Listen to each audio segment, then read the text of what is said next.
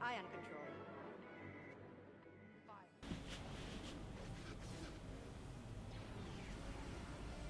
Ouais, mais c'est trop bien fait. C'est marrant que tu dises ça parce que tu sais comment c'est fait Star Wars.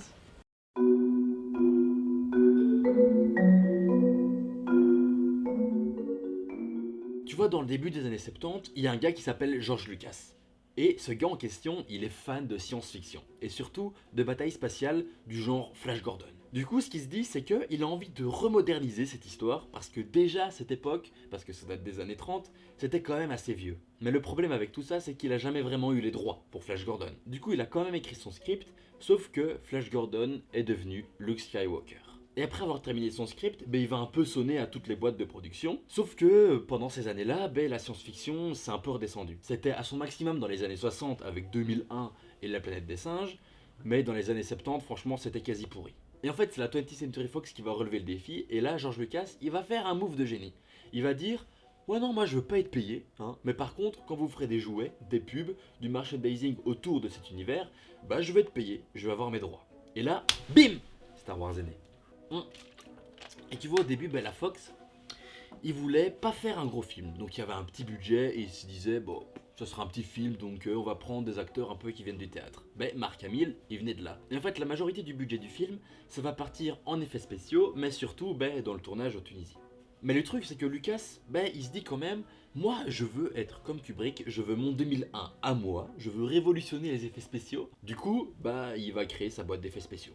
Et il va appeler ça Industrial Light and Magic. Bon, en gros, ILM pour les intimes. Bon, dans un nouvel espoir, t'as Chewbacca et R2D2 qui jouent à un sort de jeu d'échecs. Et ça, dans l'univers, ça s'appelle le Djalik. Bon, je suis pas sûr de la prononciation, mais tu le prends comme tu veux. Et tu sais comment ils ont fait ça? Je vais te le dire. C'est fait en stop motion. Et tu sais ce que c'est la stop motion? Je vais te le dire aussi. En gros, la stop motion, c'est une technique en fait qui consiste à bouger des sortes de bonhommes, d'objets. En fait, tu fais des images et t'avances le personnage image par image. C'est une technique super fastidieuse. Et t'as des films comme L'étrange Noël de Monsieur Jack ou À la Ségromite. Toute mon enfance quoi. Bon, j'en étais où? Ouais, le jeu d'échecs.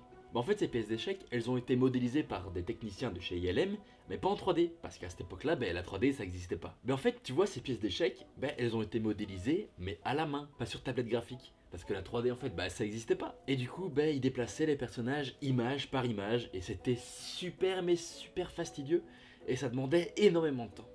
Par exemple, justement, je pense L'étrange Noël de Monsieur Jack, il a été fait en 3 ans. 3 ans, mec, c'est énorme pour un film. Et du coup, après, quand ils ont fait bouger leurs petits personnages, ils inclusent tout dans une scène, et c'est pour ça que ça dure aussi longtemps. D'ailleurs, je vais te poser une question.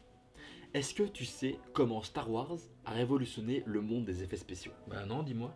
Bon, je te contextualise. On est en 1976. Et là, il y a George Lucas qui est en Tunisie et qui tourne son film. Mais au même moment en Angleterre, t'as les techniciens de chez ILM là qui sont en train de se casser le cul pour trouver une technique pour pouvoir filmer les vaisseaux spatiaux qui sont en pleine bataille. Alors ils vont construire une sorte de caméra qu'ils vont mettre sur un énorme pylône qui sera vraiment motorisé et tout ça sera mis sur une barre de travelling. Tu vois le truc? Et le gars qui a fait cette invention, cet ingénieur, il s'appelle John Diskrivik, je pense un truc comme ça. Et je te dis ça parce qu'en fait, la machine, ils l'ont appelé le Diskriflex, enfin en tout cas par rapport au nom de famille du mec qui l'a fait quoi. Et du coup, le John en question, il va filmer, excuse-moi ça me gratte le nez, il va filmer chaque maquette, chaque vaisseau, il va tout filmer un par un, pour après incruster dans l'image finale. Sauf qu'en fait, c'est la caméra qui bouge autour du vaisseau, et pas le vaisseau en fait qui bouge.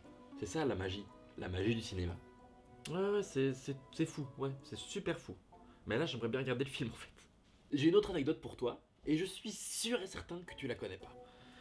Bon, ok. Tu vois le son THX? Mais si, on voyait toujours le lancement au cinéma, tu sais, ça te cassait les oreilles, après t'avais du sang qui coulait, c'était horrible, tu ressortais sourd de la salle de cinéma, alors que le film avait même pas encore commencé. Et en fait, c'est George Lucas qui a inventé ça. On est en 1980.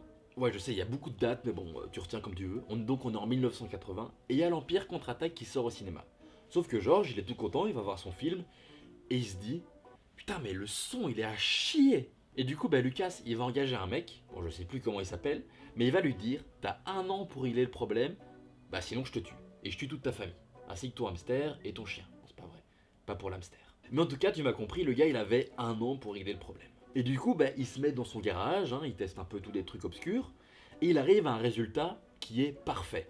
Et en fait, le procédé, c'était qu'il faut mettre plusieurs enceintes dans la salle de cinéma, et surtout derrière l'écran. Alors George Lucas, il est tout content, il va dans les salles de cinéma, et il dit, le THX là, oui parce que ça s'appelle THX, ça fait référence à un de ses premiers films, THX 1138, qui est un de ses premiers films de SF. Et du coup, il va voir dans les salles de cinéma et il dit, maintenant, mon THX, ça va être une norme internationale. Tout le monde va utiliser ça, sinon je pète un câble. Et du coup, maintenant, il y a le 7.1, il y a l'Atmos, tout ce genre de trucs, ça serait pas possible sans George Lucas. C'est fou, non? Oh, mais tu dors ou quoi? Non, c'est super intéressant. Bon, je t'ai perdu quand? Quand tu parlais de la grue motorisée. Oh, mais non, mec, tu le fais exprès, là, c'est pas possible. Bon, je reprends. On est en 1980, et il y a l'Empire contre-attaque, qui sort au cinéma.